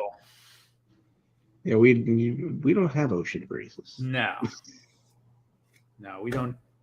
I mean, I remember a couple of weeks ago, I saw the trees moving out of the window, and I was like, oh, maybe there's a decent breeze outside. So I step outside, and I'm in an apartment, so you have that hallway. Yeah. The breeze is blowing down the hallway. It's like 109 degrees outside. Exactly. And the air made me feel hotter than if there was no damn breeze. No. You didn't know that you walked outside and hit the ninth circle, right? Yeah, it's like you open the oven is basically what it feels like. Yeah.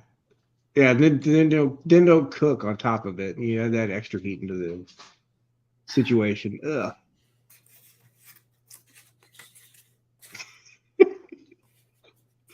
I was saying he gets ocean breezes here. It's when he opens a new stick of Old Spice. Yeah, we got to get an ocean breeze candle or something like that. Yeah. Allison's up in the other end of the spectrum. She's up in the Pacific Northwest, so she's probably in that nice, cool, temperate area. Amityville's in Long Island, at least the Amityville I'm thinking of. Yeah, no, she lives like in Pacific Northwest, but she was making a comment about Amityville. DJ, he's in Memphis. Oh, yeah, that's not good. Yeah, it's awful. Well, I mean, you could Thanos. I mean, you could read. You know what? You're gonna have to reorganize eventually for that cat's lair. I'm just saying. Have to reorganize your furniture for that cat's lair. Yeah, I would have to, have a long conversation with my wife if I bought that kind of thing. It's so big, and I can't do it. I can't do it.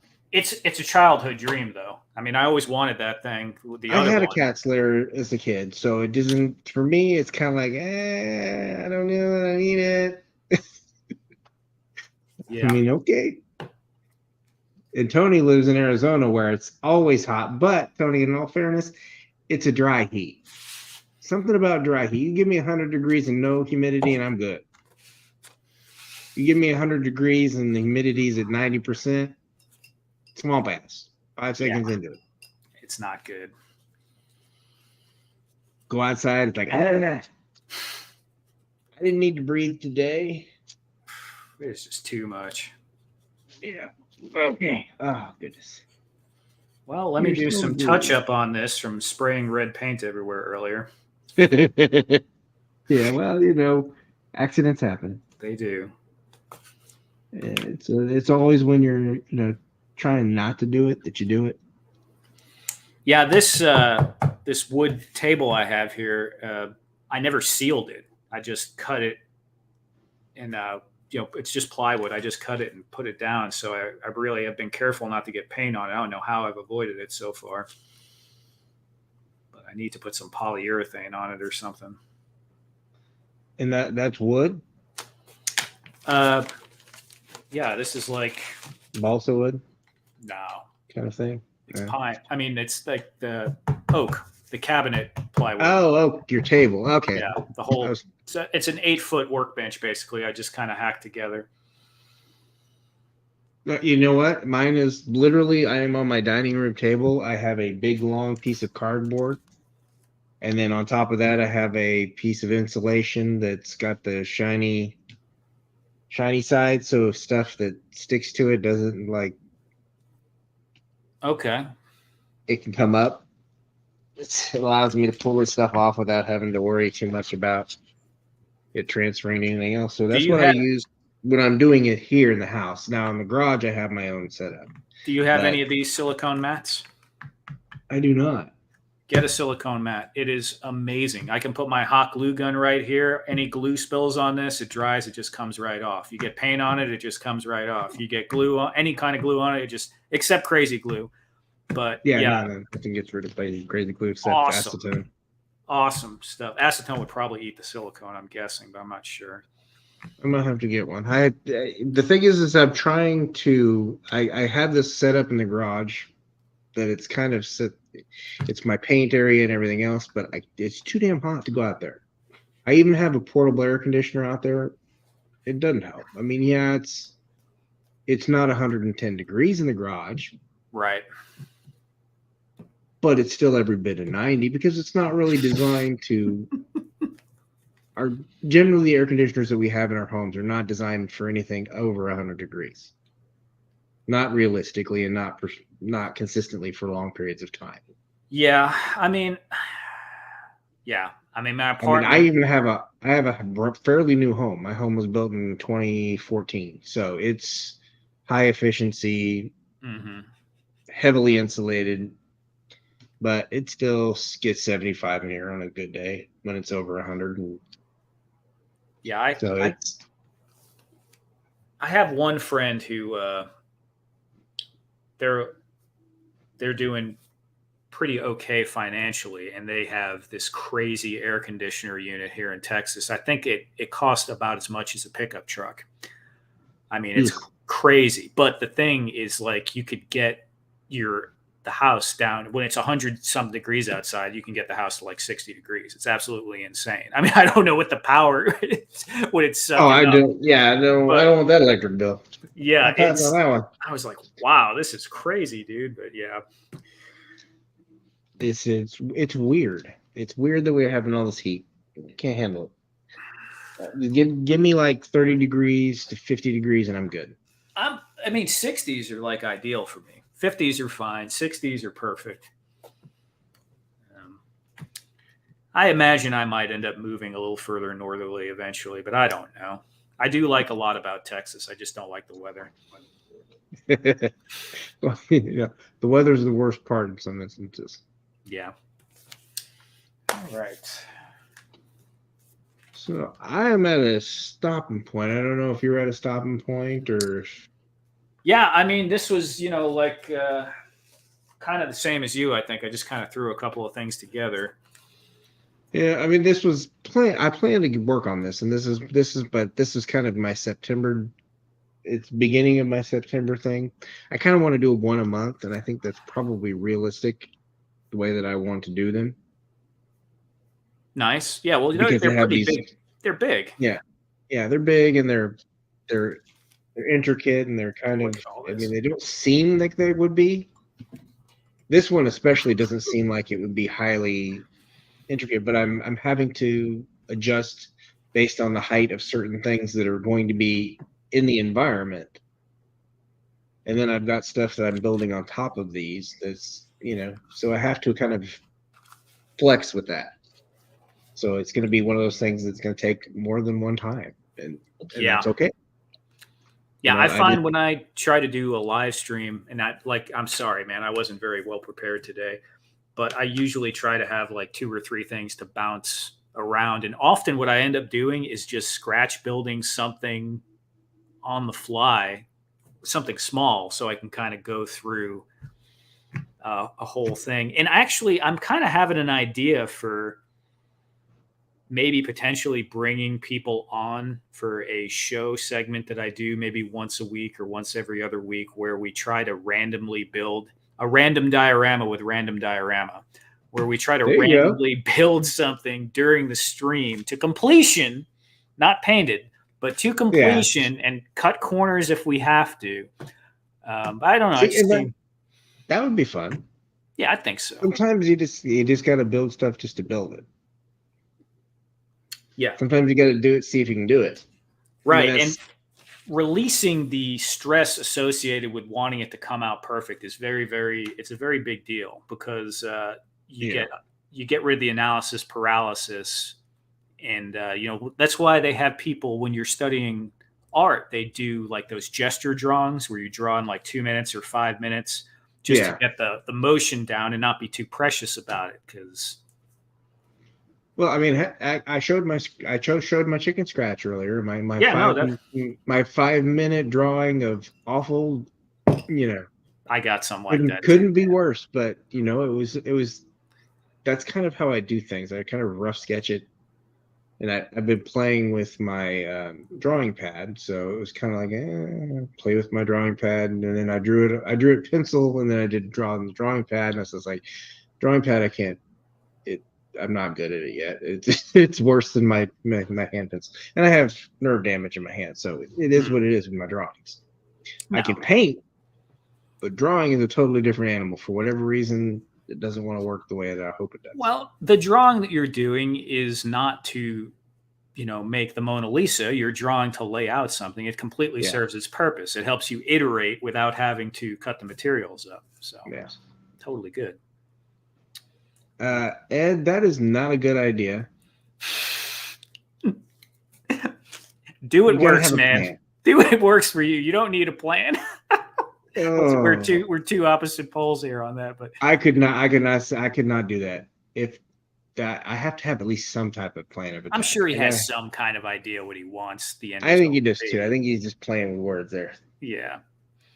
Yeah. Okay. You ready to wrap it up? You seem like you're I am ready to wrap it up, but there is one thing that I do, sure. and it's one of the most important things that I do.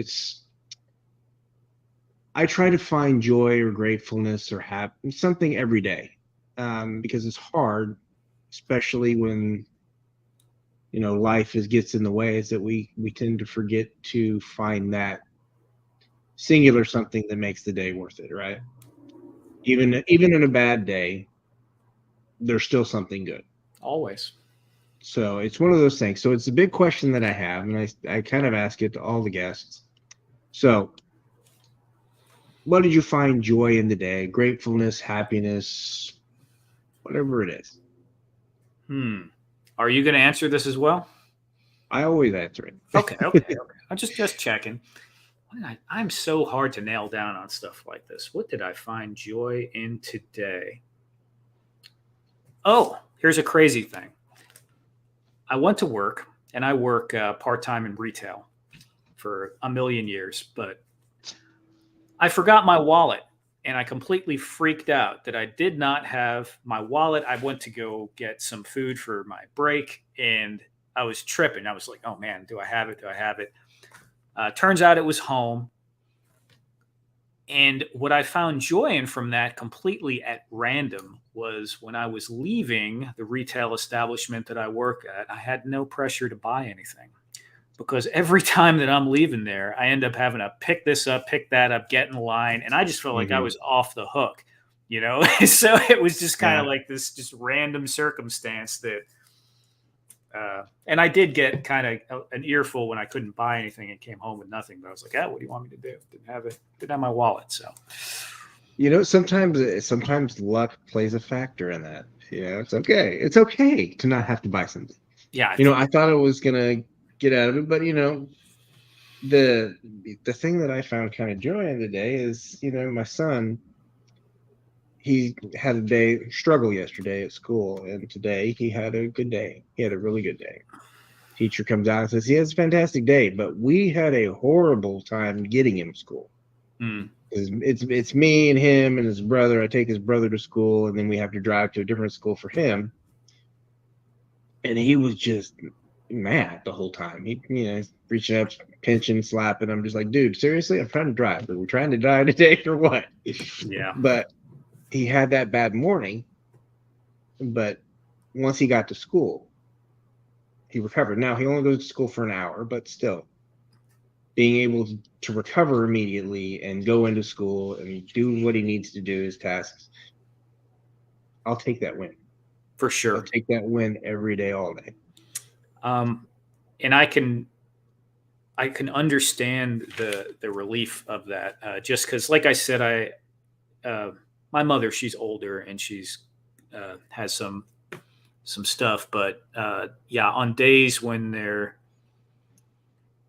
how do you put it? I guess, you have to have some pain in order to feel some pleasure. And that Yeah. relief of having that just be calmer and not having the stress of it is very huge sometimes. So I do get that. It's a good thing. I think it also gives you perspective. Totally. And without that perspective, I don't think we really grow. Yeah, there was where was it? There was a meme thing that I saw the other day that was how much you learn from studying, how much you learn from practice, how much you learn from things going completely wrong. Yeah, It's just like, exactly. Yeah, yeah, it is. It is. It's the foobar, and you figure it out. yeah, totally. But you got anything going on? You're going to be doing your live stream after this because it's only 10:30. Oh my goodness, I might do it. I might do it, guys. So if I do, I will announce it on my Instagram broadcast channel, which I probably should have done for this in hindsight to get some more people over here. But I was such a mess starting off.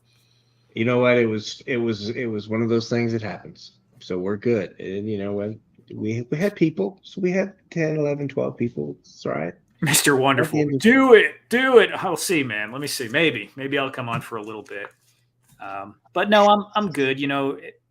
I do random builds, kind of like this. I don't usually have a guest on, or I haven't had a guest on yet, but that might change. Where I just chill out on YouTube and randomly build things. I usually have a little music going. I like to interact with the chat. I do have Instagram and all that stuff as well. But I've really been trying to focus a little bit more on YouTube lately because it's just a better connection with people. I grew my Instagram. I really put a lot of effort into it. I grew it to I have like 93,000 subs on there, and that's great. But you don't feel the same connection as you do with the community on YouTube. So it was really cool hanging out. Interesting conversation. I didn't expect the personality chart to come up in the beginning and all that kind of direction. So that's definitely unique. I try to do something different, and because generally what I would talk to somebody about is their toys and what their toys mean to them. But you don't have toys that mean something to you. You have dioramas that mean something to you. Yeah. And you do it for a specific reason, which is one of the reasons why I do dioramas too, is to manage stress and do other things that creatively challenge me. So that's a good thing. We still had other things to talk about. For sure. For sure. And the longer I spend in this realm, the more at risk I am of just going off the deep end on some vintage toy collection. Because I feel the same, the same pull that everyone in this hobby feels to get everything they wanted when they were a kid, or everything that my dad threw out. I used to have all the Transformers, all that. So, but yeah, no, it was very cool. Good conversation. And despite, like I said, despite the rough start, it actually came together pretty good. Technical difficulties happen. It's one of those things that who would design streaming software that doesn't run on a Mac? Everybody. That's crazy. I didn't realize that because I can use my iPhone to do it. So yeah, I mean, it's like all the creator people on YouTube use Macs for their video. A lot of them do, and they're just like, we're not going to run that. Yeah. Okay. Anyway, Aaron, good. I appreciate it. And we will wish everyone a good night. And if you can be anything, be kind. Everyone, good.